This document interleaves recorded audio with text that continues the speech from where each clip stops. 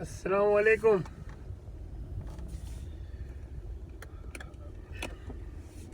आज एक आपसे बात शेयर करना चाह रहा हूँ। बात कुछ ऐसी है कि बैठे बैठे मुझे अपने बाबा याद आ रहे थे। अल्लाह ताला उनको जन्नत नसीब करे।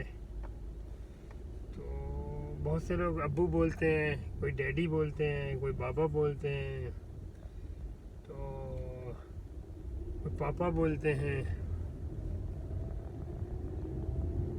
लेकिन बाप के बारे में आपने कभी कहीं किसी कहानी में सुना नहीं होगा, ना कोई ज़्यादा इतना शाद व नादरी कहीं सुना होगा कि बाप के बारे में कुछ कहा जा रहा हो, या कुछ उसकी कुर्बानी को, उसकी उसके सेक्रीफाइस को, या उसकी जो मेहनत करता है, सुबह निकलता है रात को आता है। बाद लोग तो दो दो ड्यूटी करते हैं, और बहुत से की ड्यूटी तो बहुत ही हार्ड होती है। कोई धूप में काम कर रहा होता है, कोई पसीने में शराबोर होता है, डिफरेंट टाइप ऑफ ड्यूटी कर रहे होते हैं। नेचर ऑफ वर्क डिफरेंट होता है। लेकिन जब वो घर आता है तो उसके चेहरे में मुस्कुराहट ही होती है, एक सुकून होता है, एक इत्मीनान होता है, और वो अपने आप से प्राउड होता है।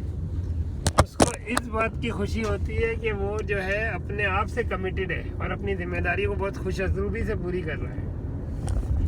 तो लेकिन मेरा कहना ये कि मेरे अभी हर वो पल याद आता है। मैं अपने फादर को, अपने बाबा को अपने बराबर में महसूस करता हूँ। मुझे गुजारा हुआ हर पल याद आता है। मैं बड़ा दोस्तों की तरह रहा, और वो बहुत प्राउडी फील करते थे। मेरे साथ जाते थे, आते थे, घूमते थे, फिरते थे, कोई काम है, कोई बात है तो। लेकिन और बेघर रहते थे। बाद समय मुझे वो बातें याद आती हैं, मुझे बड़ा दुख होता है कि सोच के अफसोस है कि उनको बहुत तंग भी किया, मैंने बहुत तंग किया, छोटी छोटी चीज़ों के लिए ज़िद करना। तो मुझे तो अब पता चलता है कि हम लोग गरीब थे, और ऐसे रखा कि हमें एहसास ही नहीं हुआ, और हमें फील ही नहीं होने दिया। हमें फील ही नहीं होने दिया, ऐसे उन्होंने रखा कि हमको फील ही नहीं हुआ। तो लेकिन अब सोचते हैं, लेकिन कभी उन्होंने ईद, बकरा ईद, तो चीज़ों के बारे में, चांद रात के दिन मेरे साथ जा रहे हैं। तो एक दफ़ा मुझे याद है कि नए फैशन का कोई जूता आया था, तो वो काफ़ी कॉस्टली था, और मैं उस पर बाजिद था कि मुझे यही लेना है। उस वक्त मैं 9th क्लास में था, मुझे इतना शऊर नहीं था कि मैं क्या जिद कर रहा हूँ। तो लेकिन अब फील होता है कि रियली यार मैंने कितना।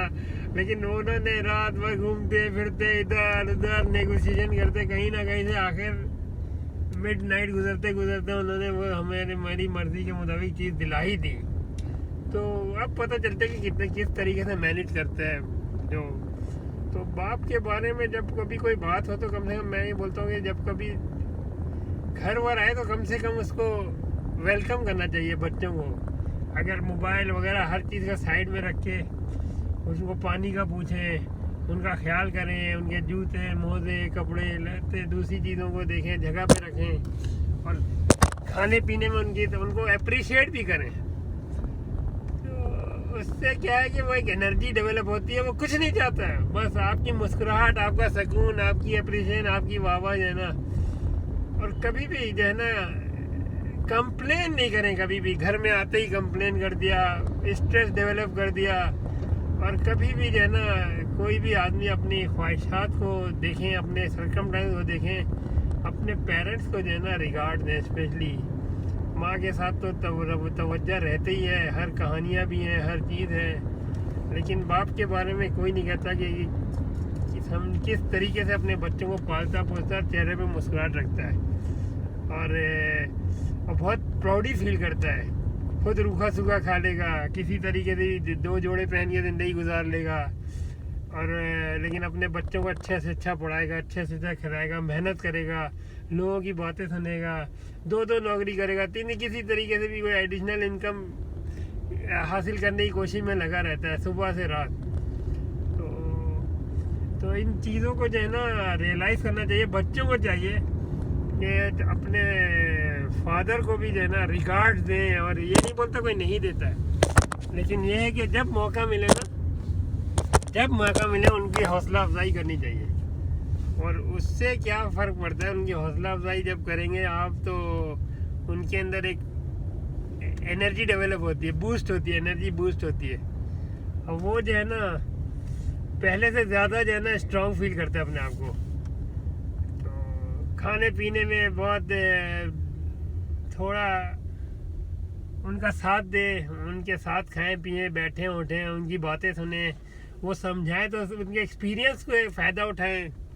ये चीज़ें काउंट होती है, तो लोग नहीं समझते इन बातों को। तो मैं तो भाई बहुत इन चीज़ों को बहुत महसूस करता हूँ, और बहुत अब पता चलता है मुझे प्रैक्टिकल लाइफ में कि किस तरीके से आज के दौर में उनके पास सारी फैसिलिटीज़ है, उसमें उनके पास वो फैसिलिटीज़ भी नहीं थी, उसके बावजूद उन्होंने कभी भी माथे पे बल नहीं लाया, कभी नो नहीं किया। कैसे पढ़ाया, कैसे लिखाया, कैसे पॉकेट मनी मिली, कैसे ज़रूरत पूरी हुई, कुछ नहीं पता हमें। अब पता चलता है, अब एहसास होता है। अब अपने फादर के लिए दुआ ही करते हैं। बहरहाल अल्हम्दुलिल्लाह, अल्लाह का शुक्र है, कभी कोई गिल्ट नहीं है, उनको तकलीफ़ नहीं दी, उनके साथ कभी हमने कोई ऐसी बात नहीं की। और ये अगर इंसान अपने आप को इस तरीके से रखे ना, तो मैं समझता हूँ कि वो प्राउड ही फील करता है अपने बराबर में। अभी भी मैं अपने फादर को अपने बराबर में महसूस कर रहा हूँ कि मैं इतना अच्छा वक्त गुजारा उनके साथ। तो दुनिया में जो है ना, कुछ फीलिंग्स होती है, फीलिंग उनको समझना ही असल बात होती है। तो आप तो फीलिंग्स को समझना चाहिए, और कभी भी कोशिश करना चाहिए ज़्यादा से ज़्यादा मॉरल हाई रखें अपने फादर का भी। और मदर का तो खैर कोई अनकाउंटेबल है, कोई बात ही नहीं है, तो वो तो बता, उसका एक कंपेरिजन नहीं है। बहरहाल हर का अपना रिश्ता है, अपनी रिश्ता। इस बार मैं बाप के मौजूद बात कर रहा हूँ, तो इसलिए बाप के बारे में बता रहा हूँ आपको। तो माँ के बारे में तो खैर किताबें भरी हुई हैं, आप कहीं भी सर्च करेंगे तो वैरायटी ऑफ आपको सेक्रीफाइस मिलेगा, नो डाउट। तो इसमें कोई शक नहीं है। लेकिन बाप के बारे में ये कि कहीं कोई नोटिस नहीं करता है, ना कोई मैंने देखा है कि कोई इतना उसको जो है ना हाईलाइट करता है। हालांकि बाप को भी हाईलाइट करना चाहिए, और उसका एक बहुत अहम रोल होता है। तो नो डाउट कि घर बनता या बिगड़ता औरत से, लेकिन औरत बनती या बिगड़ती मर्द से। अगर मर्द तवज्जो ना दे, फाइनेंशियल सपोर्ट ना दे, मॉरल सपोर्ट ना दे, तो शायद घर की गाड़ी इतनी अच्छी नहीं चले जितनी नज़र आती है। तो हर सक्सेस के पीछे कहते हैं ना, हर कामयाब औरत के, अगर हर कामयाब मर्द के पीछे औरत का हाथ होता है, तो इस तरह हर नाकाम आदमी के पीछे भी औरत का हाथ होता है। इसी तरह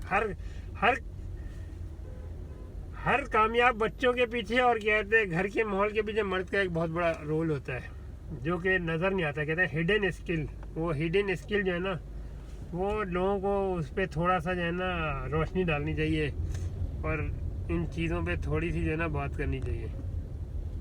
तो अगर इन चीज़ों पे थोड़ा सा भी अगर शऊर के साथ बात करें, रोशनी डालें, समझें, तो मैं समझता हूँ घर में एक और रौनक महसूस होगी। फिर आप अपने फादर के चेहरे पे जो खुशी की चमक देखेंगे ना, जो freshness, energy, you can not imagine. मुझे पता है, मैं तो इन चीज़ों को प्रैक्टिकली महसूस किया है, और मैं इन चीज़ों को समझता हूँ। बड़ी फैमिली में बहुत गुजारा है, जॉइंट फैमिली में। तो किसी की आंखों में सच्ची खुशी देख देना, एक आम आदमी की आंखों में सच्ची खुशी देना, तो मेरा पैशन है। तो समझने मुझे अच्छा लगता है। लेकिन माँ बाप के चेहरे पे खुशी देना हो, यू कैन नॉट इमेजिन कि what will get you energy, and how will get you reward in your life. What I am getting, you cannot imagine. Blessing of them, never ending prayer. They always be around, they will protect you, and they will your health, wealth, everything come from there. और your attitude, our attitude थोड़ा सी important, थोड़ा सा time उनके समझे कि थकन, botheration, stress, all obligation, they will feel light, actually more energy, they will more healthy and more comfortable. तो घर पे जब भी फादर हों, आए, उनको हमेशा प्लेजेंट एनवायरनमेंट दो। Don't complain, don't cry, don't hard word use तो वैसे ही नहीं करना चाहिए, और जितना पेशेंस हो दिखाना चाहिए, और उनको एक रिवार्ड, एप्रिसिएशन मिलनी चाहिए कि हाँ, due to your effort we are here.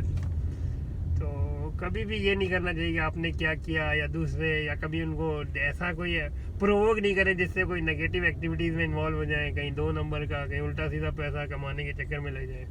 तो बच्चों का बहुत बड़ा एक अहम रोल होता है। तो बेटियां तो वैसे ही खैर बाप से बहुत ज़्यादा अटैच रहती हैं, नो डाउट, कुदरती तौर पे नेचुरली। बस बेटों का एक अहम रोल होता है कि वो ज़्यादातर, जो मेरी माइट बी रॉन्ग, के बेटे से ज़्यादा जो है ना हर्ट्स होते हैं। तो ख़ासकर फादर से जो है ना कुछ ज़्यादा ही कभी नोक झोंक भी हो जाती है, तो वो कुछ ना कुछ बोल देते हैं। ख़ासकर जब आप प्रैक्टिकल लाइफ में, अपनी लाइफ में अपने ऊपर हो, तो बहुत ज़्यादा उन चीज़ों को बहुत इग्नोरेंस करना चाहिए कि कभी कोई ऐसी बात नहीं जो फील कर जाए, कोई हर्ट कर जाए, कोई फादर को, मदर को, जिसको वो। वैसे तो किसी के साथ भी नहीं होना चाहिए, लेकिन बहरहाल फादर का एक अपनी अहमियत है, अपना रोल है, तो इसको हमेशा समझना चाहिए। और मैं नहीं, हम बाप का एक बहुत अहम किरदार होता है। अगर प्रैक्टिकली आप देखेंगे, he is captain of the ship, और बगैर कैप्टन के शिप कैसा चलता है? जिनके नहीं है उनसे पूछें। तो what is the life? It's you know that house without roof, अगर बगैर छत का घर है तो उसकी क्या आपके पास उसके अंदर कंफर्टेबल होगा, चाहे कितनी अच्छी चीज़ें रख लें आप उसमें। तो is a shelter, protection and confidence, grooming.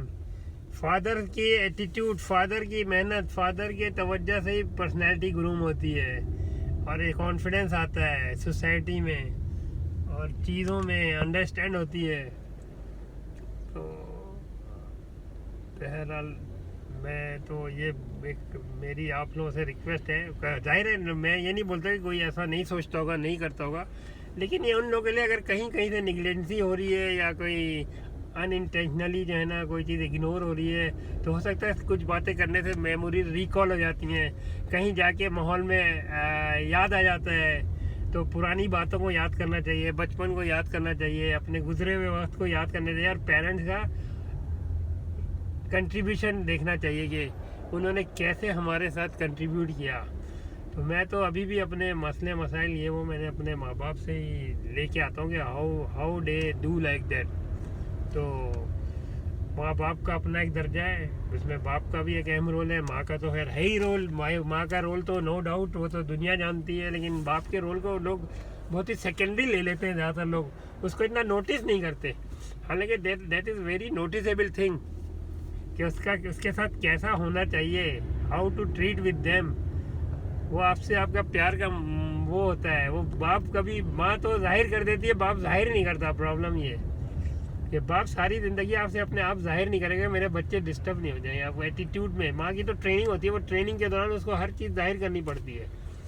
Even जब वो देखती है कि अगर उसके हस्बैंड से या फादर से बच्चे नहीं सही हैं तो वो इंडिकेट करती है, लेकिन बाप फिर भी नहीं बोलता। तो जो कहते हैं ना ट्रू हैप्पीनेस, सच्ची खुशी जो मिलती है वो बता के नहीं मिलती है। कोई अगर आपको टोके बोले फिर आपको इज्जत दो, वाह करो या उसको अप्रिशिएट करो, नहीं। सच्ची खुशी इस वक्त दीजिए जो कि आपको अनप्लान, अनप्रिडिक्टेबल, कोई घर में है, बैठा है, आ रहा है, जा रहा है, आप प्राउडली उसके बारे में बता रहे हैं, उसको अप्रिशिएट कर रहे हैं, उसको रियलाइज़ कर रहे हैं, उसकी मेहनत को, उसकी तगोदो को, उसके सेक्रीफाइस को, उसकी कुर्बानियों को। तो वो असल चीज़ होती है। तो मैं तो बहुत सोचता हूँ भाई अपने पेरेंट्स के बारे में। मुझे तो कहते हैं कि जब आप कहते हैं अपना प्रेजेंट इतना अच्छा गुजारो उनके साथ कि जब वो नहीं हो तो आपको गिल्ट नहीं हो, और उसको सोच के आपको अच्छा लगे, आप प्राउडी फील करें, और फिर आपको अपने अराउंड में हमेशा महसूस होंगे। तो अभी भी वक्त है, नहीं है तो आदमी अब उसका सब्स्टिट्यूट ये है कि आप जो नेक्स्ट है उनके रिलेटिव हैं या अपने पेरेंट्स हैं और दूसरे के पेरेंट्स हैं, उनको वो रिस्पेक्ट दें, वो तवज्जो दें, और वो चीज़ें उनको महसूस नहीं होने दें, और शेयर करें चीज़ों को। तो अच्छाई और बुराई के दरमियान फ़र्क पता चलता है। जितना पॉजिटिव लाइफ में चलते रहेंगे उतनी माइंड फ्रेश रहेगा, एनर्जी रहेगी, कॉन्फिडेंस रहेगा। तो बहुत से, तो इसलिए तो बहरहाल मैं बहुत इन बातों को सोचता हूँ, तो मैं चलो जो आ रहा है वो बताओ, कोई इसमें लगी लिपटी नहीं बता रहा, जो फील कर रहा हूँ बता रहा हूँ, जो अपना लाइफ में देखा है, किया है, क्या समझा है, तो वो वो बातें जो है ना याद आती हैं, तो उनके सेक्रीफाइस याद आती है प्रैक्टिकल लाइफ में। जो फैसिलिटीज हमें मिली उनके पास नहीं थी, तो फिर उन्होंने किया, तो बहुत बड़ी बात थी उस वक्त करना। तो जब मैं आपको इतनी बड़ी बात बोल रहा था कि मुझे अब पता चलता है कि हम लोग गरीब थे, अब इससे अंदाजा लगा लें इससे ज़्यादा क्या फीलिंग होगी कि आज सारी दुनिया की सारी आसाइश मेरे पास है और मुझे वो लोग याद आ रहे हैं, आइकॉनिक पर्सनैलिटी। सल्यूट करता हूँ मैं सबके वालिदैन को। बस यही सोचता हूँ, अब कि जाऊँगा तो अपने घर में जाके तलाशी लूँगा कि देखना ये है मेरे वालिदैन, मेरे पेरेंट्स अपने गम कहाँ छुपा के रखते थे, हमसे कभी उन्होंने फील ही नहीं होने दिया। गॉड ब्लेस देम, अल्लाह उनको जन्नतुल फिरदौस के आला मुकाम में जाए थे, और जिनके वालिदैन हयात हैं अल्लाह उनको सेहत तंदुरुस्ती दे, खुशियाँ दिखाए और उनके बच्चों को उनका ताबे बनाए और सबके हक़ में बेहतर करे, खुश व खुर्रम रखे।